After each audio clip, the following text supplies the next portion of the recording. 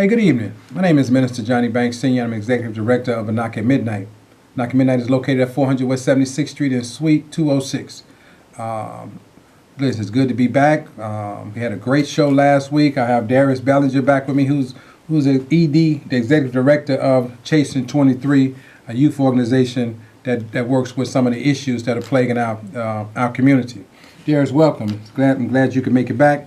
You know, we're gonna jump right in. Last week we talked a little bit about poverty, talked a little bit about how that was affecting people, what we were looking at. We talked about public wealth versus private poverty. We had the callers call in. We had a good response to that. And from that week to this week, we see that a strike is looming with Chicago Public Schools. There are some things that are taking place that are beyond the control of the parents and beyond the control of the community as teachers in the city negotiate fair labor practices for that body of people with the Chicago Teachers Union. And I think that as long as they're negotiating, they'll reach a settlement. And so I don't really worry about that too much. Those things are beyond our control.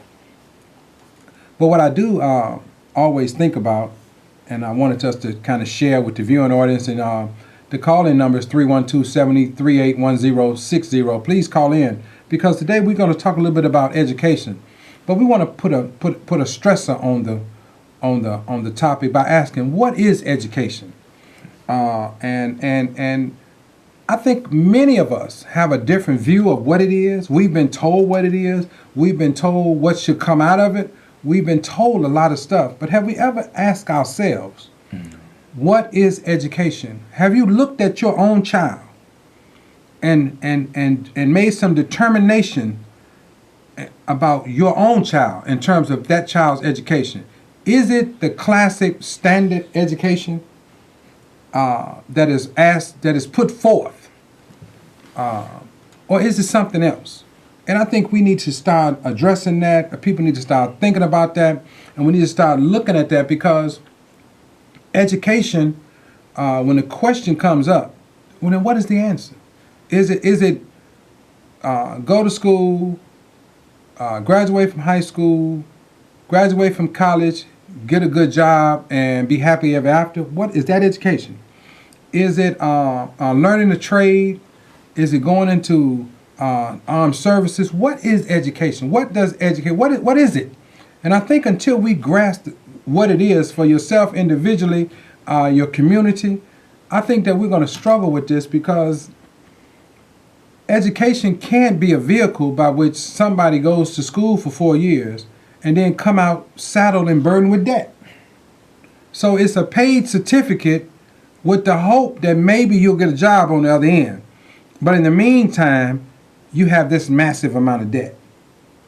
And I don't know if it started out free, how come it didn't end up free? Because when a child starts to go to school, there is no connection to debt and education. But the higher they go, then there becomes this assumption that you can't be educated without this certificate of having taken a bunch of classes and earned a lot of credits, called a degree. And so it's something that we really need to take a look at, because if this education is what people say it is, then unemployment wouldn't be what it say it is among the graduated or the educated. Make sense? So why don't you chime in and tell the people what you think about that, Darius? So I think if we had to define education in its simplest form, I would say education is the knowing how to do whatever that is that may be. That what education would look like at its simplest form. But as it relates to students who go to college, get a degree, and then find themselves in debt, find themselves not employed, there are two differences that I think what happens with people that go to college.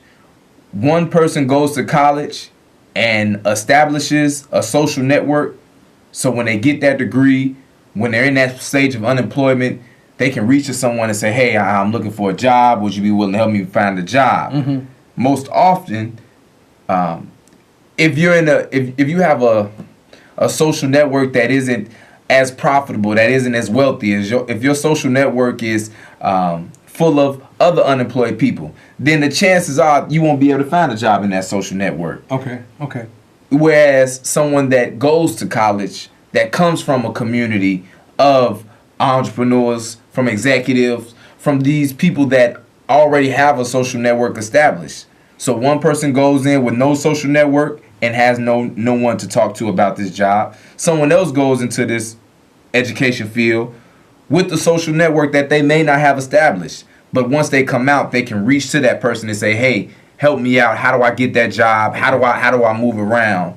So what happens is and I want to shift the perspective for myself as an African American male, Okay. coming from the South Side of Chicago. We grow up with biases and perceptions that hinder us from really going out and being in these different spaces because we feel like we don't belong. The narrative is that young black men are criminals, so we can't go in spaces and conduct ourselves as professionals or intellectuals. So often students that go through college that struggle to establish that social network is because, Minister, they have those barriers within themselves that say, man, I can't be with those lawyers. I can't be with those smart people because I'm not smart. But you have someone else who's not that smart either, but goes in that same space, but has that social network that helps them fuel that education. Social network is a big key. Knowing who can help that degree move. But if you don't know nobody, then often you find yourself stagnant with just a degree. Okay. So part of that, because you're in college right now, right? Yes, sir. So part of that is relationship building. Yes, sir. And being able to parlay these relationships into something that will help you bridge the gap between employment and unemployment. Okay, I can go for that because I think one of the things you said is that when people are preconditioned or predisposed to failure, it's very hard to overcome that. When you're looking at it from a perspective of I can't, even though you are in it and you are. But it begs the question, and audience, if you are out there this evening, I'm posing a question, and maybe you could call in and answer. What is education? Could you call in and give us a definition of education that does not, or it may come from the Webster's Dictionary, but what do you think education is? Because it has to be defined. And I think if, from my knowledge and from what I was taught, if you can't define it, you can't defend it.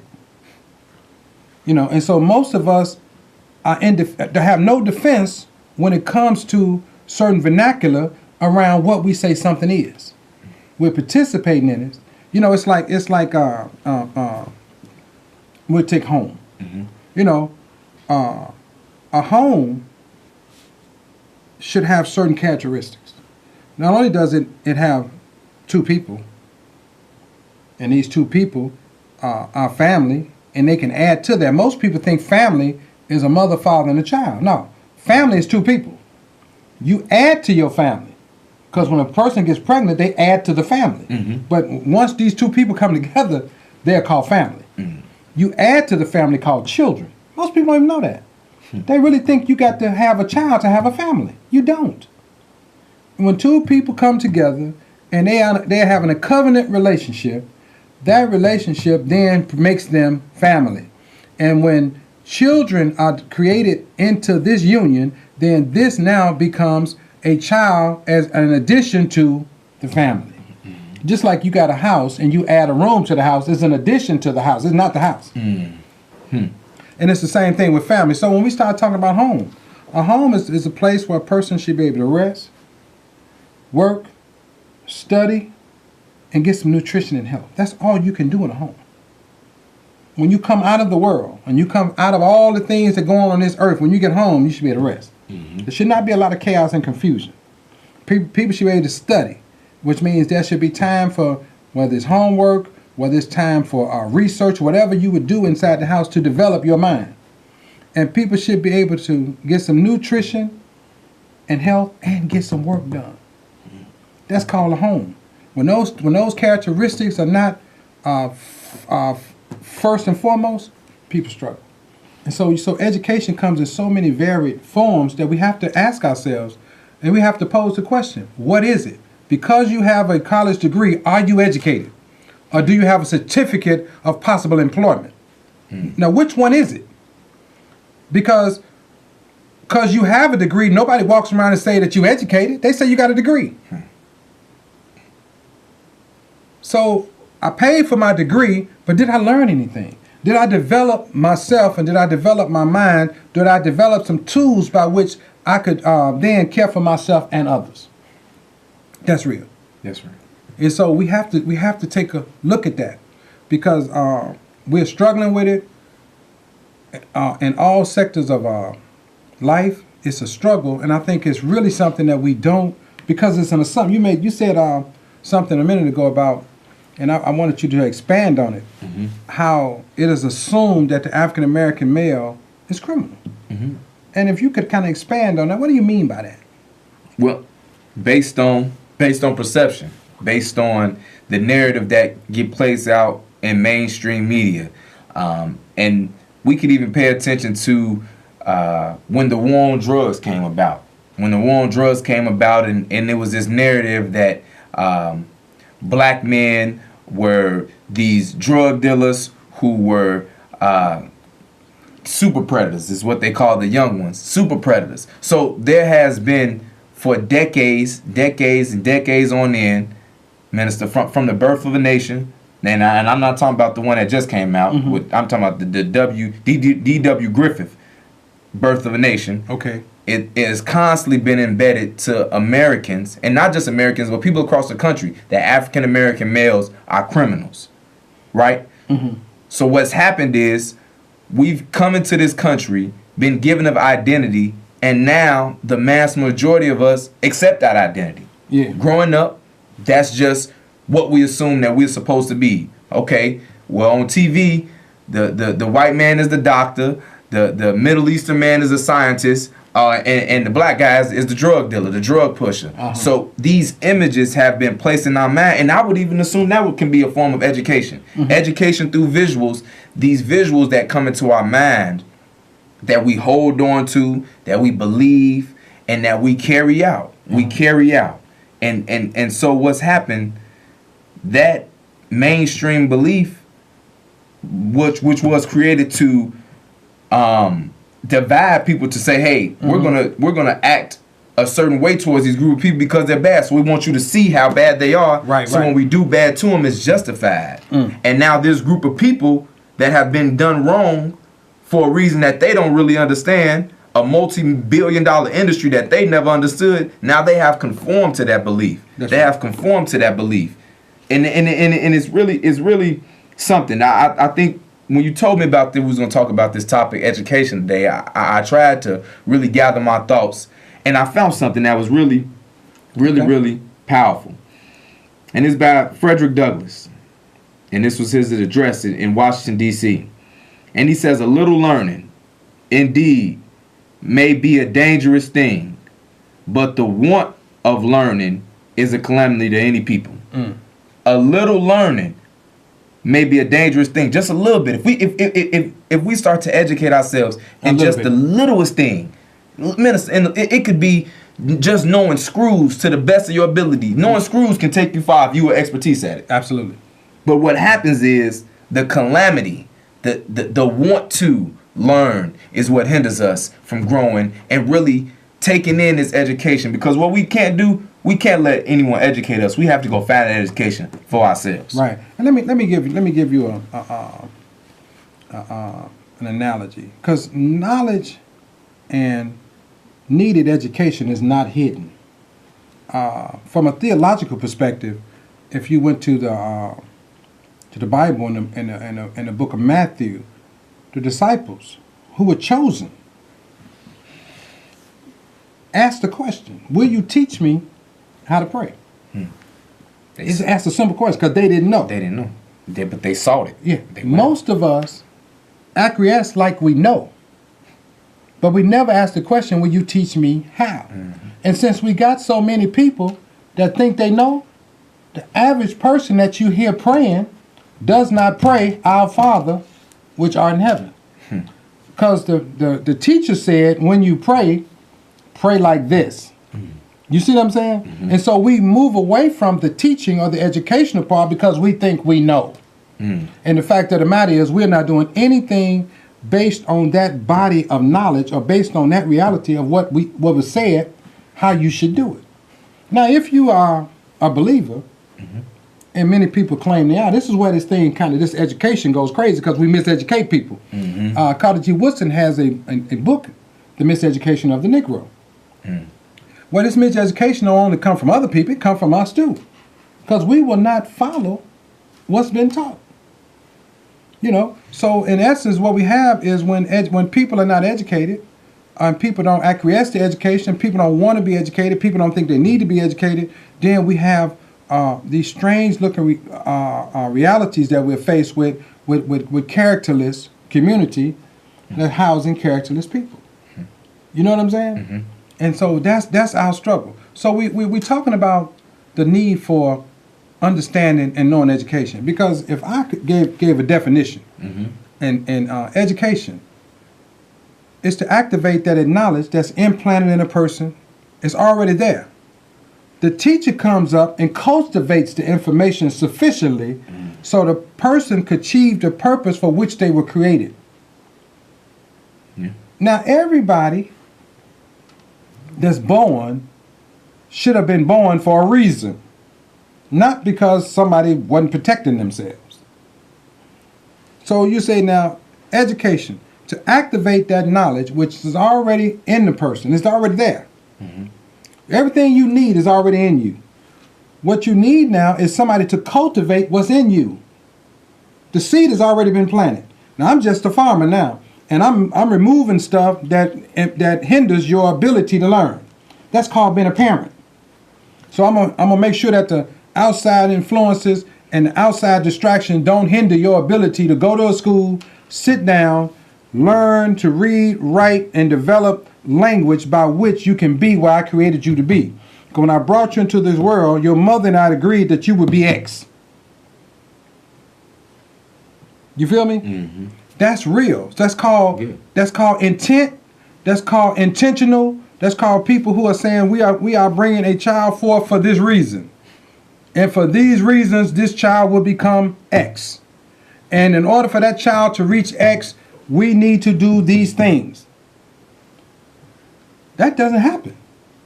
It can happen, but and I will say, audience, if you're listening to me, I probably sound pretty crazy. Because when I first heard what I'm saying, I thought it was pretty crazy. Till I understood and bought a definition. Education. To activate that knowledge which is already in a person. This came through birth. It was already there.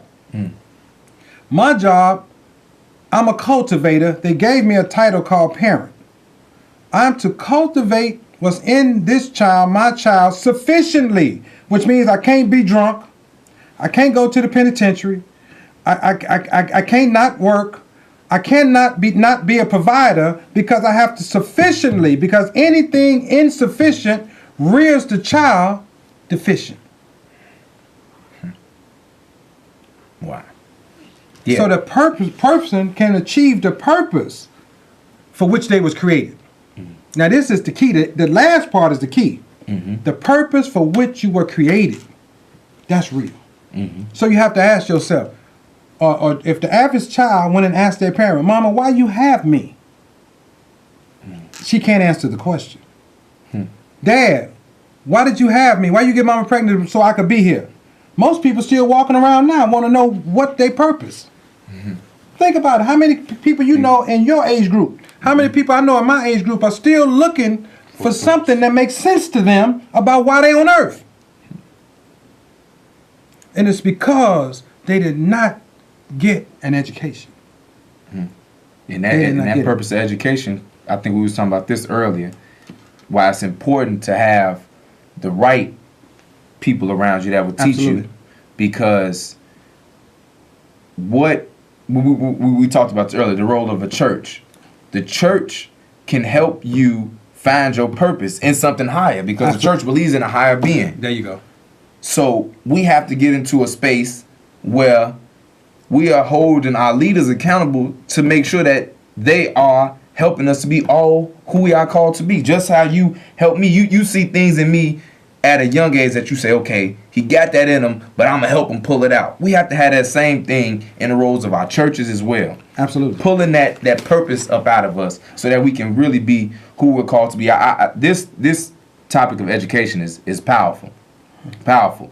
And let me go a step further, because I really want to make this statement because I think it's in my heart to make it. The Reverend Dr. James Bevel, who was the chief strategist for Dr. King, he believed in an institutional process.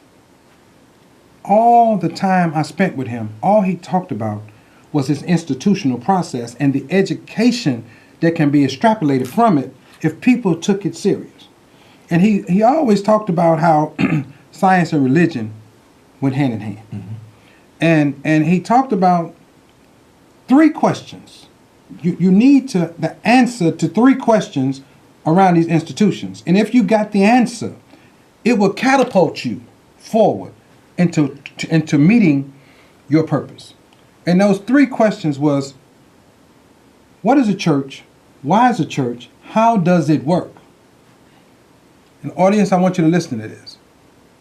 Last night we was watching the debate. We were watching 2 politicians. But what is government? Why is government needed? How does government work? So we're disappointed in government, but don't be disappointed in the political process or the politicians. Be disappointed because you have not been educated on what it is, why it is, how does it work? Mm-hmm. What is a business? Why is business needed? How does it work? You see what I'm saying? Mm-hmm. Then we go clinic, home, and schools. What are the principles and practices that make this stuff work? You know, if a child hasn't been explained why they need to go to school, then to go to school don't mean that. What is a school? Mm-hmm. It's an institution in the community. Why is it needed? Now, how does the school thing work?